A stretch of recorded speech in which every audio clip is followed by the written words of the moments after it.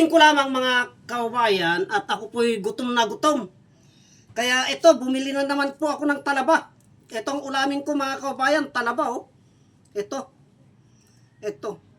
Kaya laging talaba ang inuulam ko mga kaubayan dahil itong December ay nanghina po ako at saka itong itong katapusan ng taon.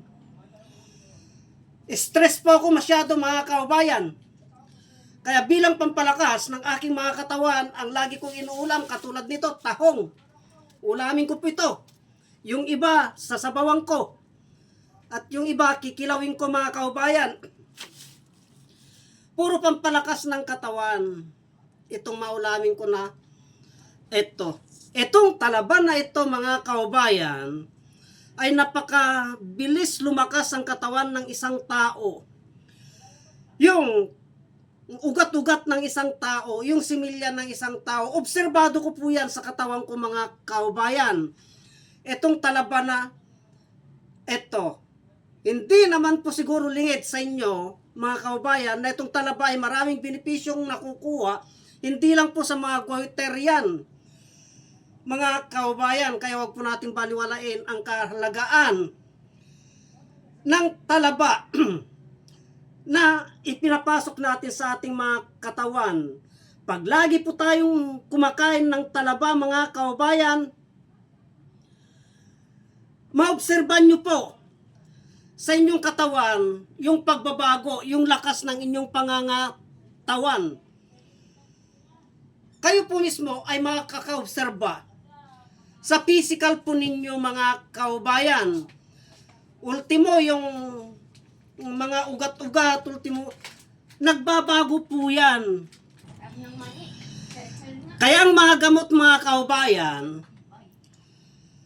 mabibisang mga gamot, ay yun din pong ipinapasok natin sa ating katawan. Yun din po ang gagamot sa ating karamdaman. Ang karamdaman mga kaubayan sa panahon ngayon, ayun din pong ipinapasok natin sa ating katawan. Doon din po nagmumula yung ating mga karamdaman. Kaya gagamutin po natin yung mga karamdaman na yan sa pamamagitan din po ng mga ipinapasok natin sa ating katawan, katulad po nito. Tulad ng sabi ko po sa inyo, itong buwan ng December, hanggang itong pagpasok ng bagong taon, stress po ako masyado, nanghina po ako masyado. Mga kaubayan, malaki po ang ipinagbago ng physical na katawan ko. Pero nang dahil sa mga ginagamot ko po yan, nang dahil sa mga ipinapasok ko sa aking katawan, sunod-sunod po yan mga kaubayan, naramdaman ko po yung pagbabago, yung lakas ng aking katawan. Ganun po yun.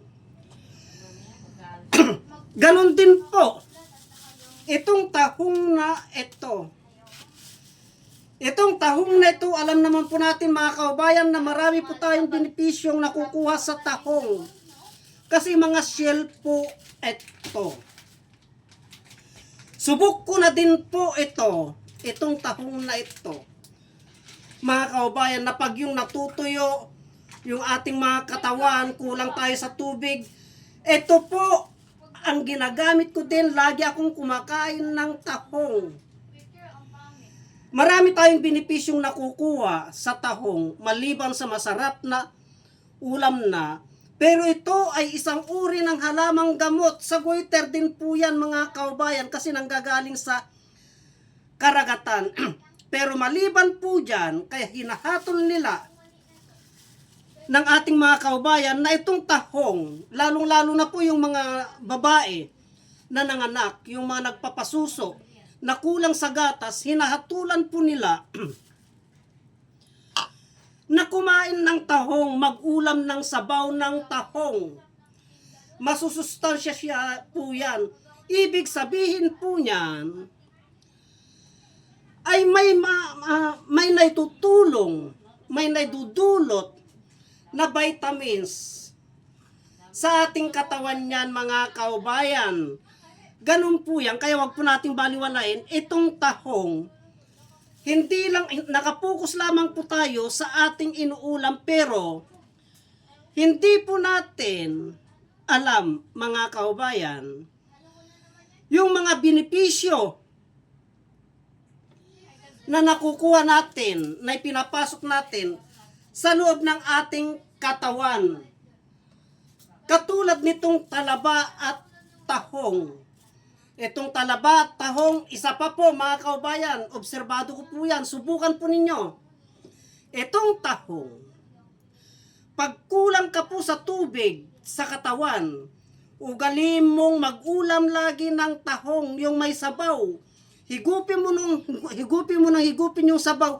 Sisiguraduhin ko po yan, yung katawan mo po, ay maghahanap ng tubig yan.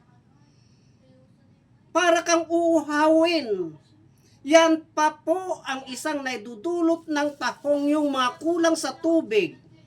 Sa loob ng ating katawan, may kakayahan po itong tahong mga kaubayan na pag lagi kang nag-ulam nito, ay uuhawin ka po niyan. Gusto niya inom ka po ng inom ng tubig. So, ano ang ginagamot natin sa loob ng ating katawan? Pag ganun pang nangyari sa atin, inom tayo ng inom ng tubig. Linilinisan niya po yung pantog natin, yung kidney po natin mga kaubayan. Kaya wag po nating baliwalain ang mga pagkain na pinapasok natin sa ating katawan. Hindi lang po pagkain yan, hindi lang po ulam yan, kundi yan po ay mga gamot sa ating mga karamdaman. Marami pong salamat.